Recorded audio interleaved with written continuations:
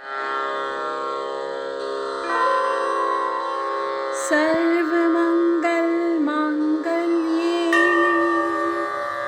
शिवे सर्वार्थसाधिके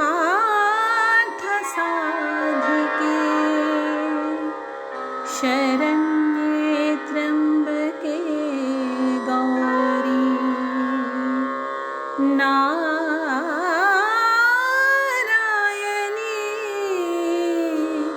नमोस्तुते।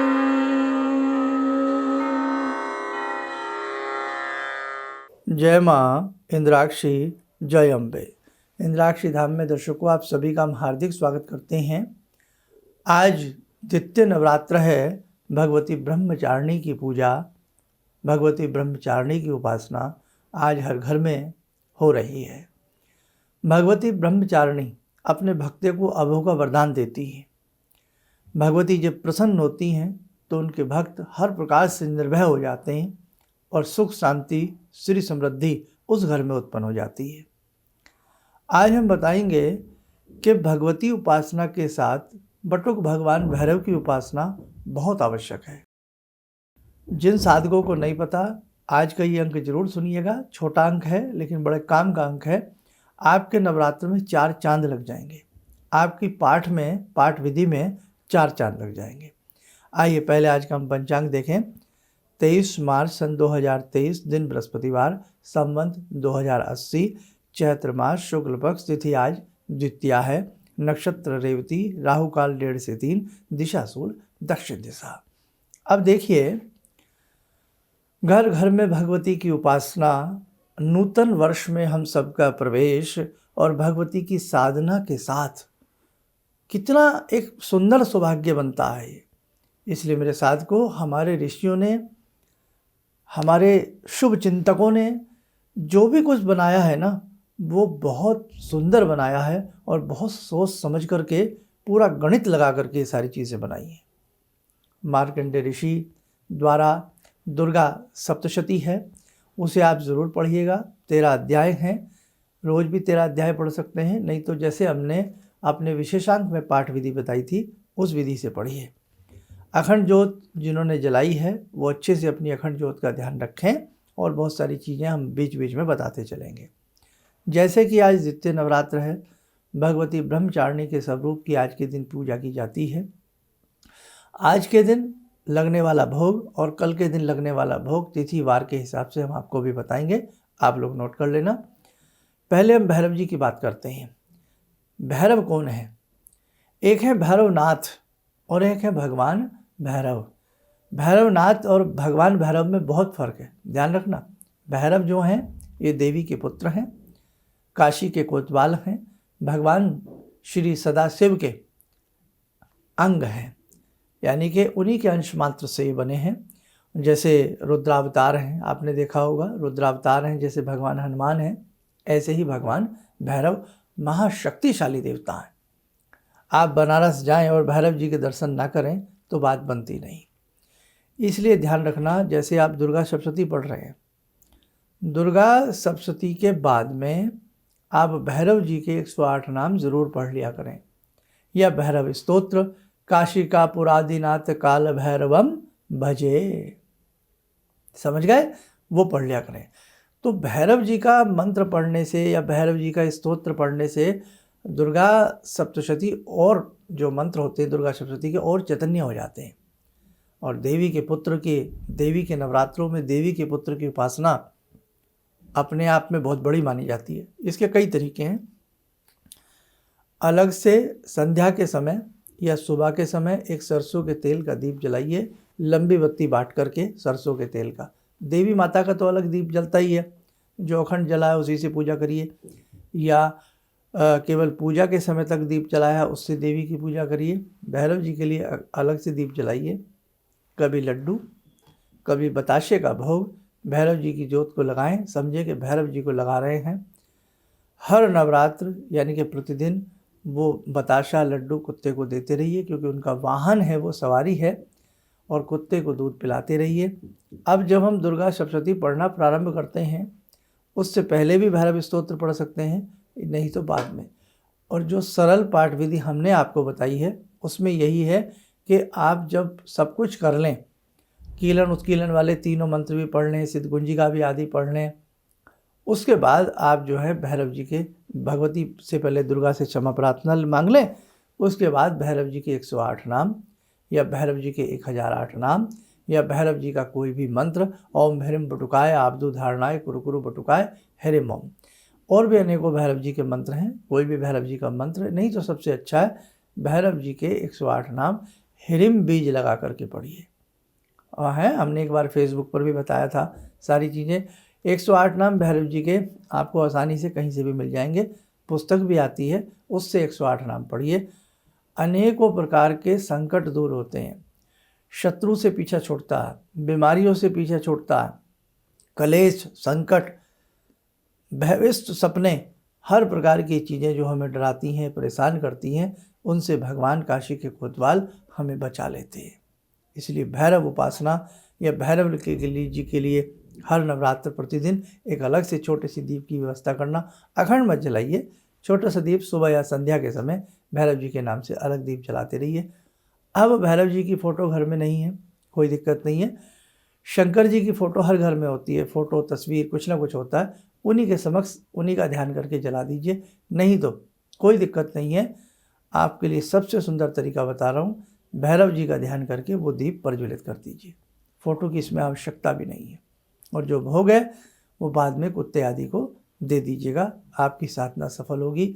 साधना में जो व्यवधान आते हैं वो भी भैरव उपासना से, भैरव के दीप से, कुत्ते की सेवा से और भैरव जी के 108 नाम पढ़ने से दूर होते हैं। अब आप आज कौन सा अध्याय पढ़ेंगे? वैसे तो सबने पढ़ लिया होगा, लेकिन फिर भी जो नए साधक हैं, जुड़ते हैं, कुछ लोग शाम को भी करते हैं, तो आज कौन सा अध्याय रहेगा, कल कौन सा रहेगा, क्या भोग लगेगा, उसे आप नोट करें।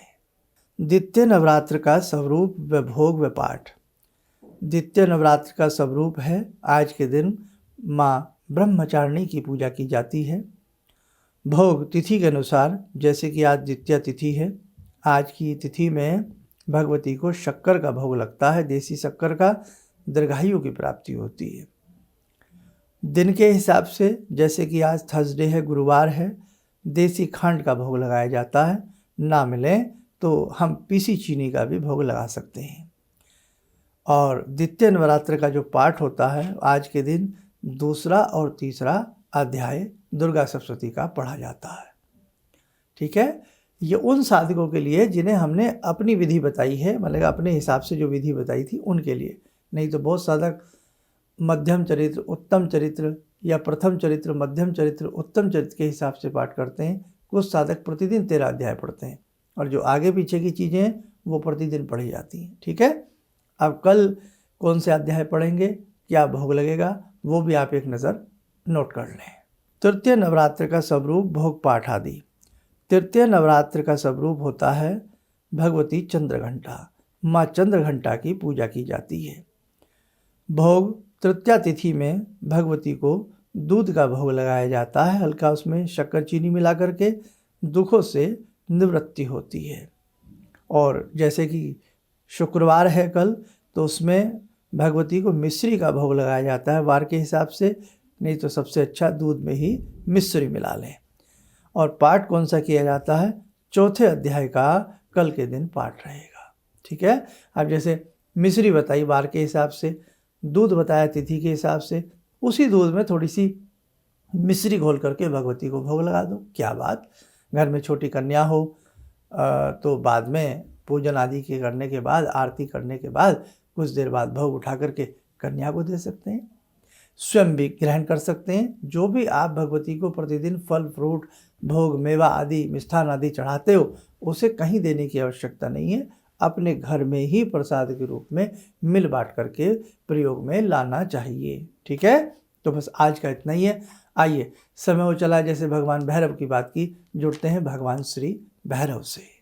ओम करकलित कपाला कुंडली दंडपाणी स्तरुण तिमिर नीलो व्याल यज्ञोपवीते क्रतु समय सपर्याद विघ्न विच्छेद हेतुर जयति बटुकनाथा सिद्धिदा साधकानां जयति बटुकनाथा सिद्धिदा साधकानाम् ॐ देव्यराज्यसेव्यमान पावनाग्रिपङ्कजं व्यालयज्ञसूत्रमिन्दुशेखरं कृपाकरं नारदादियोगवृन्दिवन्दितं दिगम्बरं काशिकापुरादिनाथ कालभैरवं भजे भानुकोटिभास्वरं भवाब्दितारकं परं नीलकण्ठमीप्सितार्थदायकं त्रिलोचनं कालकालमम्बुजाक्षमक्षशूलमक्षरं काशिकापुरादिनाथ कालभैरवं भजे शूलटङ्कपाशदण्डपाणिमादिकारणं श्यामकायमादिदेवमक्षरं निरामयं भीमविक्रमं प्रभुविचित्रताण्डवप्रियं काशिकापुरादिनाथ कालभैरवं भजे भुक्तिमुक्तिदायकं प्रशस्तचारुविग्रहं भक्तवत्सलं समस्तलोकविग्रहं भूतसङ्गनायकं विशालकीर्तिदायकं काशीवासलोकपुण्यपापशोधकं विभुं नीतिमार्गकोविदं पुरातनं जगत्पतिं काशिकापुरादिनाथ कालभैरवं भजे काशिकापुरादिनाथ कालभैरवं भजे। कवच बना लें, ध्यान करें, भैरव जी का शुभ आशीष हम सबके ऊपर बरस रहा है।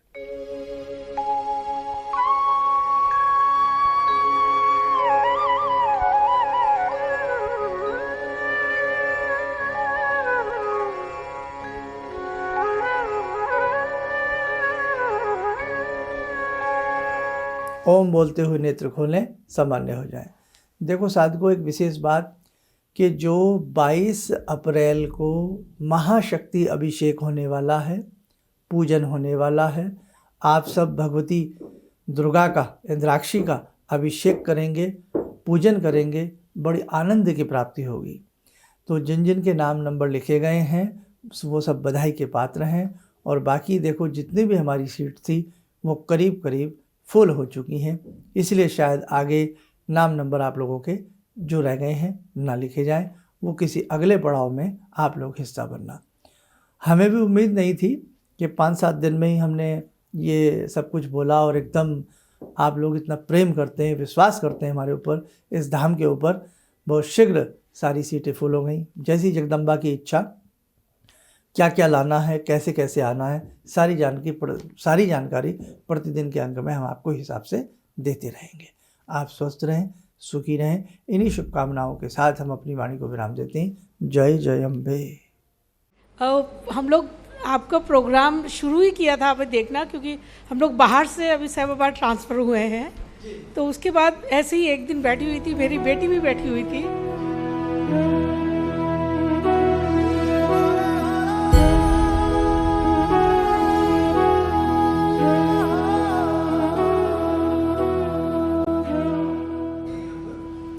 उस टाइम उसके बाद जॉब नहीं थी। थोड़ा टाइम उसने जॉब छोड़ी। मैंने एकदम से बोला उसको कि तुम ये लगाओ फ़ोन, और पहली बारी में ही उसका आपके साथ फ़ोन लग गया। पहली बार ही उसका फ़ोन लगा और आपने कहा कि उसको बहुत अच्छी नौकरी मिलेगी, और थोड़े दिन बाद ही उसको बहुत अच्छी नौकरी मिल गई और वो बहुत अच्छी नौकरी कर रही है। धन्यवाद बहुत इसके लिए। किसी भी समस्या के समाधान के लिए मिले प्रसिद्ध हस्तरेखा एवं वास्तु विशेषज्ञ प्रोफेसर धर्मेंद्र शर्मा जी से। नोट: शिविर में भाग लेने हेतु एवं व्यक्तिगत रूप से मिलने के लिए कॉल करने का समय सुबह 10 बजे से शाम 6 बजे तक।